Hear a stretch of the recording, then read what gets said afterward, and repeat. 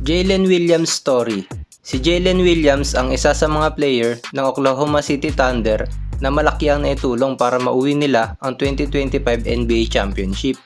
Sa katatapos lang na NBA season, matapos matalo ang Indiana Pacers sa Game 7 ng NBA Finals. Si Jalen Devon Williams ay isang 6'5" forward at pinanganak noong April 14, 2001 sa Denver, Colorado. At noong 7 years old ay lumipat naman sa Phoenix, Arizona. Ang kanyang mga magulang naman ay mga US Air Force veterans na nagkakilala dahil sa paglalaro ng basketball sa kanilang school. Ang kanyang nickname naman na J-Dub ay nagmula sa kanyang pinaikling first and middle name na tinatawag naman sa kanya ng kanyang nanay. Siya rin ang kapatid ni Cody Williams na isang 5-star recruit at naglalaro na ngayon sa Utah Jazz. Sa pagpasok sa high school ni Jalen Williams, siya ay naglaro para sa Perry High School sa Gilbert, Arizona. Naglaro siya dito bilang isang point guard na may height na 6 feet sa kanyang sophomore season. At sa kanyang senior year, na huling taon niya sa high school, siya ay nadagdagan ng 3 inches at naging 6'3". At nag-average naman siya dito ng 21 points, 4 rebounds, 3 assists, and 2 steals per game. At naging Chandler Unified School District Player of the Year at 2017-18 Region Offensive Player of the Year. Sa kanyang college season naman, siya ay naging 3-star recruit at ranked 9 naman sa Arizona noong 2019. Pero hindi naman napasama sa nation's top player sa ESPN. Napili niya naman ang Santa Clara Broncos para maglaro sa college NCAA kaysa sa mga team na Nevada at Hofstra.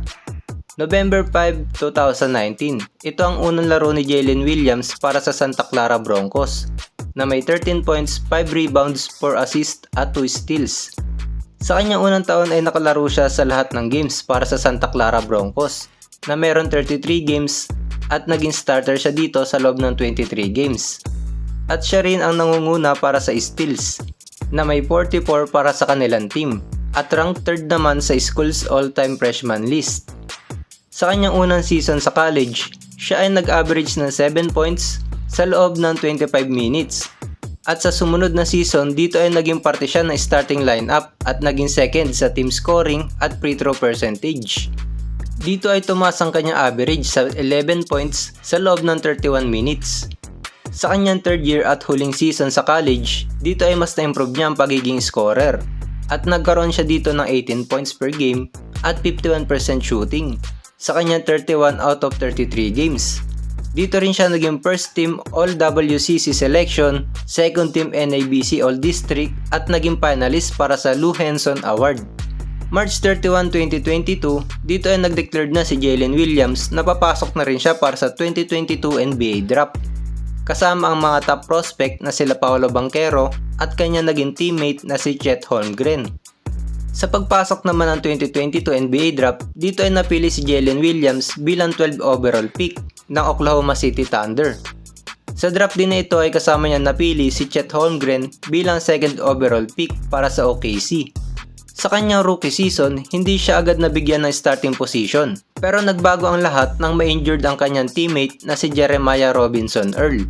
Dito siya ay naging full-time starter at naging NBA Rookie of the Month sa October at November, matapos mag-average ng 10 points, 3 rebounds, 2 assists at 52% shooting. January 31, 2023, si Jalen Williams ay napabilang para sa maglalaro sa 2023 Rising Stars Challenge at nakuha rin niya ang kanyang 2nd NBA Rookie of the Month award para sa March at April. Sa kanyang rookie season, dito ay nag-average siya ng 14 points, 4 rebound, 3 assists at 52% shooting. At nagtapos sa 2nd in NBA Rookie of the Year voting at napasama sa NBA All-Rookie First Team. Si Jalen Williams rin ay napasama sa USA Basketball Select Team na maglalaro para sa 2023 FIBA Basketball World Cup kasama ang kanyang Thunder teammate na si Chet Holmgren.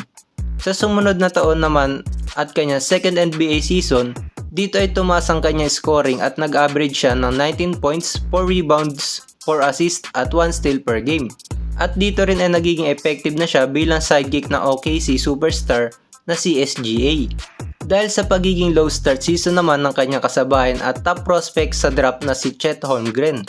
Sa taon rin na ito ay nakapasok sila sa NBA playoffs at nagtapos sa conference semifinals matapos matalo ng Dallas Mavericks sa loob ng 6 na laro.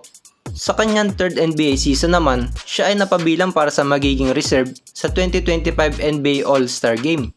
Ito ang kanyang unang All-Star appearance. Sa pagtatapos naman ng regular season, siya ay napasama sa All-NBA third team at NBA All-Defensive second team. Ito rin ang kanyang unang selection para sa dalawang award. Matapos mag-average ng 21 points, 5 rebounds, 5 assists at 1 blocks per game. Sa season rin na ito ay nakuha ni Jalen Williams ang kanyang unang NBA championship matapos matalo ang Indiana Pacers sa loob ng 7 games at second NBA champion para sa franchise ng OKC. Sa playoffs rin na ito ay malaki ang naitulong ni Jalen Williams para maiuwi ang kampeonato. At noong July 13, 2025, pumirma si Jalen Williams ng $287 million para sa 5-year contract extension na mas malaki pa kasi sa kanyang teammate na second overall pick na si Chet Holmgren na may $250 million 5-year contract extension.